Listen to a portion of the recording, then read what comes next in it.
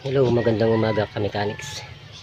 Meron po tayo kung isang unit na sakyan na Adventure. Ito ay pinasa lang sa akin ng customer ko rin, no?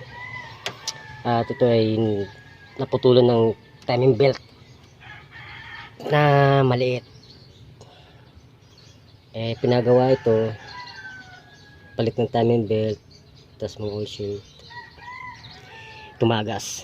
So naghanap ng ibang option ng mayari, so ako yung na-offer ng customer ko. At ito yung timing belt, yan, putol.